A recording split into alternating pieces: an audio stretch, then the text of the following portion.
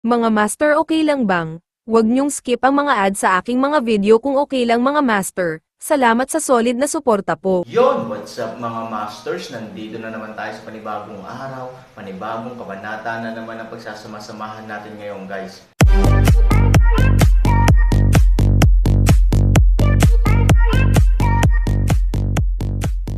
Bali mga masters, kung bago ka pa lang po sa aking YouTube channel, please click the subscribe button, lalong-lalo na po yung notification bell guys, para maging connected pa rin tayo sa isa't isa at maging updated kayo sa mga susunod ko pang video. Bali mga masters, bago natin umpisahan ng kwento ay mag-shoutout po muna tayo para sa mga solid nating tagapakinig. Out kay Jay Ilacas, shout out kay Teo Pisto. Yun na nga mga masters, no? Bali hindi na ito patagalin. In 3, 2, 1, let's go!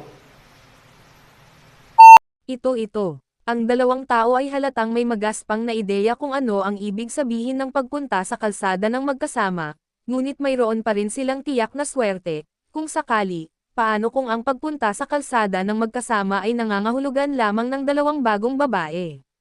Matiim na pinandilatan ni Lian Hua ang dalawang tao. Siyempre, galit na galit siya sa kanila.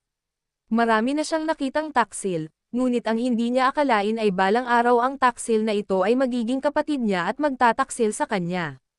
Lu Shen, binaygo mo talaga ako. However, I don't blame you. If I do, blame me for protecting you since childhood, para lagi kang mayabang at nangingibabaw, na wala ng iba. Ate, please listen to my explanation. I don't want to be like this. I am the only male in our family. I just want to protect our relationship. Matapos magsalita, nagpatuloy si Lu Shen, nakatingin sa dakilang elder, great elder. Look, can I leave? Diretsong sinipa ng pangatlong elder si Lu Shen. Tara na, saan ka pupunta? Hindi mo ba naririnig ang sinabi ni kuya? Malamig din ang sinabi ng pangalawang matanda, kahit sinong lumabag sa mga tuntunin ay dapat mamatay, lalo na ang isang taksil na tulad mo, na mas mamamatay. To put it bluntly, you can betray your sister today, and you can betray us someday. If that's the case, why should we keep you? Pagkarinig nito ay biglang nagulat si Lu Shen at Erho. Damn it, you bitches, you are trying to burn bridges. Kung hindi namin sinabi sa iyo kung saan sila nagtatago, mahahanap mo kaya sila ng ganoon kabilis. Tama, kung hindi ka namin dinala dito baka hinahanap mo pa sila. Kung hindi mo tutuperin ang iyong salita, hahamakin ka ng mundo. Sa oras na ito, silang dalawa ay walang iba kundi mga baliw na sumpa.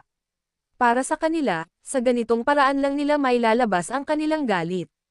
Kung alam ko lang ito, mas mabuting mamatay na lang ng diretso, mas mabuti na ngayon, ang sarili nating mga tao ay napupuot sa atin, at itong mga halimaw na ito ay tumatawid sa ating ilog at giniba ang ating tulay, galit na galit si Ero. Kung mamamatay silang lahat ng magkasama, mas mabuting mamatay na lang ng mas heroic na kamatayan. Nakarating ako sa puntong ito sa isang palihim at walang pakialam na paraan, ngunit sa huli, nagkaroon ako ng ganitong uri ng problema. Nakaka-depress talaga. Damn it, you think I want to? I haven't. Lu Shen was very depressed, and subconsciously looked back at his sister, hoping that his sister will forgive him at the last moment of her life. Ngunit paanong mapapatawad ni Lian Hua na matagal nang nasugatan si Lu Shen sa panahong ito? Napalingon siya at hindi man lang tumingin kay Lu Shen. Hindi nakakagulat na hindi kita gusto, ang maliit na alipin na ito, kung ako, mas gugustuhin ko pang mamatay kaysa makasama ang isang tulad mo. Ang pangungusap na ito ay ang huling pangungusap ni Lian Hua kay Lu Shen, ngunit kailangan kong aminin na ito rin ang pinaka-nakakainis na pangungusap kay Lu Shen. Sa kanyang puso, si Xiaono ang kanyang baiyugwang, isang bagay na hindi niya kayang mahalin. Sa ngayon, ang pagsasalita ng prangka ay parang sinaksak sa puso. Tumingin si Lu Shen kay Xiaono, umaasang makakuha ng kaginhawaan mula sa kanyang mga mata. Gayunpaman, ang Xiaono ay halos kapareho ng Lian Hua, ni ayaw niyang tumingin kay Lu Shen. Mula sa simula hanggang sa wakas, si Xiaono mismo ay walang magandang impresyon kay Lu Shen, kung hindi, dahil si Lu Shen ay anak ng punong nayon, ang isang taong walang mga magulang tulad ni Xiaono ay syempre magiging masaya dito. Kung tutuusin, ito ay itinuturing na isang mataas na pag-akyat. Gayunpaman, alam na alam ni Xiaono na si Lu Shen ay walang kabuluhan, kaya palagi siyang naging malamig sa kanya. Ngayon, pagkatapos niyang makitang pinagtaksilan niya sila matapos magkagulo, lalo siyang naiinis kay Lu Shen. Kay Xiaono, ang ganitong klase ng tao ay talagang kasuklam-suklam. Nang makitang ayaw man lang tumingin sa kanya ng dalawang babae ay medyo nanlumo din si Lu Shen. Gayunpaman, sa puntong ito, wala na siyang ibang pagpipilian. Sige boss, gumagabi na, since they are all in such good order, I think ihatid na lang natin sila. Ngumisi ang ikatlong anak. Tumango ang dakilang elder, at sa kabahagyang itinaas ang kanyang kamay. Sige, sundin mo ang utos ko. Oh, bigla na lang, itinaas ng mahigit 1 dosina ng kanyang mga tauhan ang mahabang kutsilyo sa kanilang mga kamay. Wow, malamig at nakakatakot ang liwanag ng espada. Lu Shen at Erhu subconsciously umatras ng ilang hakbang, ganap na nataranta. These 4 people broke the rules and deserve to die. Ang kakaibang baka na ito ay hindi alam ang gagawin at hayagang hinarap kami. Ang krimen ay hindi mapapatawad. Sa makatuwid, 4 na tao at 1 baka ang mamamatay. Gawin mo. Oo. Pagkarinig nito, mahigit 1 dosenang mga tauhan niya ang mabagal na naglakad patungo sa Han, 3,004 na tao at 1 baka, na may hawak na espada. Ang pangalawang matanda ay tumingin kay Han Sanchen na may kasamang panunuya, namuo na ang zinki sa katawan niya. Kapag napatay si Han Sanchen, agad siyang sumugod at gagamit ng inner elixir o yuan ng Han Sanchen, kinakain ito ng Diyos. Alam niya na ang kaluluwa o panloob na elixir ng gayong tao ay talagang ang pinakamahusay. Sa sandaling makakain niya ito, ang antas ng kanyang paglilinang ay lubos na mapapabuti. Sa oras na iyon, sa 4 na matatanda, ang kanyang kakayahan ay mapakinabangan.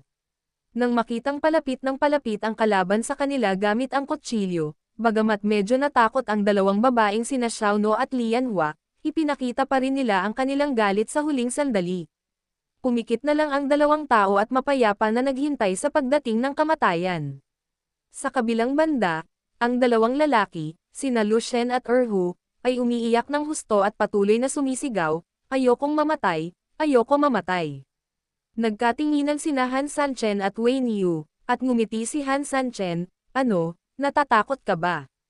Ang kakaibang baka ay sumangot ng masama, ano ang dapat kong katakutin? Kung ang aking ulo ay bumagsak, ito ay magiging 1 galos lamang na kasing laki ng 1 mangkok. Ako ay nanghihinayang lamang. Ngumiti ng mahina si Han Sanchen at sinabing, ang panghihinayang mo ay hindi pa sapat ang laban mo, tama ba?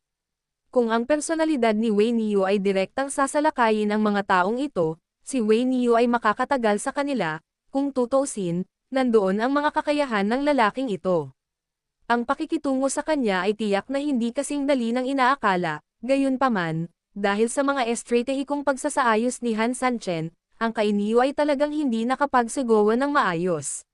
Mas madalas kaysa sa hindi, ginamit niya ang kanyang lakas upang harapin ang kaaway. Karamihan sa kanyang kapangyarihan ay talagang nakalaan para sa paggamit kapag lumalabag.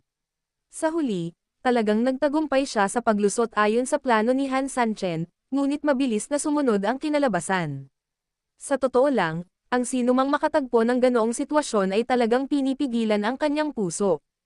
Tapos nagsisisi ka ba? Ngumiti si Han Sanchen. It's inevitable that we didn't fight enough, but we can't say regrets. Everyone makes command mistakes. In that case, who can do anything? Hindi sinasadya ni Wei Niu na sisihin si Han Sanchen. Alam na alam din niya ang desperado na sitwasyon sa oras na iyon, at naiintindihan din niya na sinubukan ni Han Sanchen ang kanyang makakaya. Sadyang ganito ang mundo, sa maraming pagkakataon. Maaaring hindi mo makuha ang resulta na gusto mo dahil lang sa sinusubukan mo ang iyong makakaya. Ang masasabi ko lang ay hindi ka makonsensya sa resultang ito. Nang makitang mayroon pa ring ganitong kaisipan si Wei Niu sa antas na ito, ngumiti si Han Sanchen at nagsabi, huwag kang mag-alala, hindi ako magbibiro sa aking buhay, pabayaan ang buhay ng iba. Sabi ko, kung mapapatay natin ito at mabuhay, ayos lang, ngumiti si Han Sanchen at tinapik si Lao Niu sa balikat, lahat ay nasa aking plano. Pagkarinig sa mga salita ni Han Sanchen, hindi napigilan ni Wei Niu na tumingin muli kay Han Sanchen, anak, lahat tayo ay nasa pintuan ng kamatayan, Bakit parang may tiwala ka pa rin? Gayunpaman, lalo akong nagiging curious kung ano ang susunod na mga trick ng iyong anak. Para sa Winnie, wala talagang mas masahol pa sa kasalukuyang sitwasyon, pinag-isipan niya ito ng matagal, ngunit wala siyang maisip na paraan para makaganti. Ito ay isang unplayable endgame. Pero ngayon, bakit kaya natural pang ngumiti si Han Sanchen? Sa paghusga sa kanyang edad at karanasan, siguradong sigurado siya na hindi ito pinik ni Han Sanchen.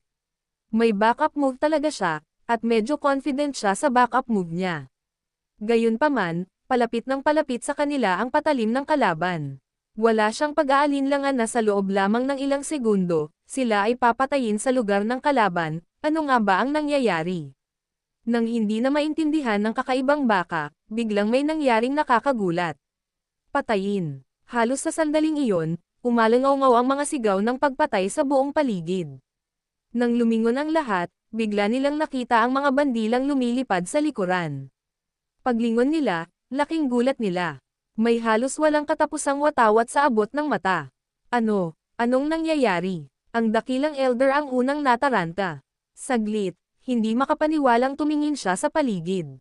Oo, sila ang mga sundalong hipon at general ng alimango ng palasyo ng tubig, agad namang tumugon ang pang-apat na matanda. Ang mga watawat na ito ay hindi makikita sa isang sulyap, at ang mga pattern sa mga ito ay malinaw na ang mga watawat ng palasyo ng tubig. Damn it, bakit ang daming flag ng water palace ng sabay-sabay? Nagpanik ang dakilang elder. Sa paghusga sa sitwasyon sa pinangyarihan, ang mga bandila ng kalaban ay marami, na nangangahulugan na ang umaatake na kalaban ay maaaring magkaroon ng libu-libong tropa. Kuya, napapaligiran na tayo. Apurahang sigaw ng ikatlong matanda. Oo, sa paghusga mula sa mga bandila, ang mga kaaway ay talagang siksikan at napapaligiran, at sila ay patuloy na dumarating sa kanilang direksyon. Tulad ng kakapaligiran lang nila Han Sanchen at iba pa, wala man lang pag-asa sa paligid nila. Sa ngayon, ang kanilang sitwasyon ay medyo katulad ng sa Han Sanchen at iba pa, kung sila ay pasulong, sila ay nakaharap sa isang malaking lambak, at kung sila ay pasulong, sila ay nakaharap sa hindi mabilang na mga sundalo ng palasyo ng tubig. Si Lian Hua, Lu Shen, Xiaono at iba pa ay natakot din sa pormasayon na ito, gayunpaman, kumpara sa katotohanan na ang sindek kanina ay dulot ng takot, ang kanilang sindek ngayon ay higit na nakakagulat. Reinforcements are coming, our reinforcements are coming, excited na sigaw ni Lotus. Biglang nagliwanag ang mga mata ni Xiaono. Lu Shen at Erhu ay labis na natakot, ngunit ngayon ay nakakita sila ng hindi mabilang na mga watawat na lumilipad, at sila ay biglang nabuhay ng buo. Damn it, you bitches, you bullied others too much, now your retribution is coming. Oo nga kayo, nandito ang mga reinforcements namin para patayin kayo, hahatingnan ko kung ano ang gagawin nyo ngayon.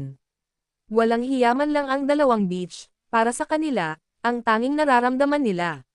Ngayon ay ang pakiramdam ng pagdating ng kanilang sariling mga tao, at ang pakiramdam ng pagkakaroon ng sariling mga tao na ipaghiganti sila pagkatapos silang patayin. Bagamat akala ng dalawa noon ay hindi sila bahagi ng grupo ni Han Sanchen. Ngunit ang ilang mga tao ay walang pakiramdam ng kahihiyan sa unang lugar. Pagkatapos marinig ang mga salita ng dalawang taksil na si Lu Shen, ang dakilang matanda at ang iba pa ay dapat na galit, pero ngayon wala na silang balak na harapin ang dalawang idiot na ito. Kuya, mukhang maraming tropa ng kalaban na darating. Ayon sa sukat na ito, kung mayroong hindi lamang 40,000 hanggang 50,000 katao, ngunit hindi bababa sa 20,000 hanggang 30,000 katao. Maaga daw dumating ang hukbo nila. May sinabi ang tatlong matanda sa isa't isa, ngunit kahit na ano, lahat sila ay puno ng pagkabalisa. Oo. Bagamat marami silang tropa sa kamay, kung dumating ang pangunahing puwersa ng mga mandaragat ng kalaban, ito ang simula ng kapahamakan para sa kanila. Dahil kapag nagpatuloy ang pag-unlad na ito, lalo lamang itong magiging mapanganib para sa kanila, at lalong magiging mahirap ang mga paghihirap na kanilang kinakaharap. Kuya, bago pa tuluyang mapaligiran ang kalaban, sa tingin ko kailangan na nating umatras ng mabilis. Bawiin. Ang dakilang elder ay nabigla. Ang kanyang mga mata ay puno ng hindi paniniwala at ayaw. Kung tutusin, narating na nila ang hakbang na ito ngayon, at para sa kanila, maliit na hakbang na lang. Ngunit ngayon, hindi lamang nila magawa ang maliit na hakbang na ito pasulong, ngunit ganap nilang ibibigay ang lahat ng kanilang naging abala ngayong umaga, ito ay ganap na hindi katanggap-tanggap sa sinuman. Sayang ang effort at ang dami nating ginawa, let's just forget it. Galit na galit ang dakilang elder. Sobrang ayaw niya talaga. Kuya, ang daming pumasok na kalaban, kung hindi tayo Atres, mail late na talaga tayo. By then, gagawin lang tayong dumpling ng kalaban, mapilit na sinabi ng ikaapat na matanda, sa kritikal na sandali na ito, kailangan nating kumilos ng may pag-aalinlangan at huwag madala ng emosyon. Withdraw, kuya. Yun na nga mga masters, no? Bali panibagong kabanata na naman yung natapos natin ngayong gabi. Muli, maraming salamat po talaga sa walang sawang suporta po sa aking YouTube channel na talagang inaabangan nyo po ang bawat upload ko po. Bali mga masters, magkita-kita ulit po tayo bukas ng gabi at ngayon po ay magpapaalam po muna tayo. Bali mga masters, bye-bye!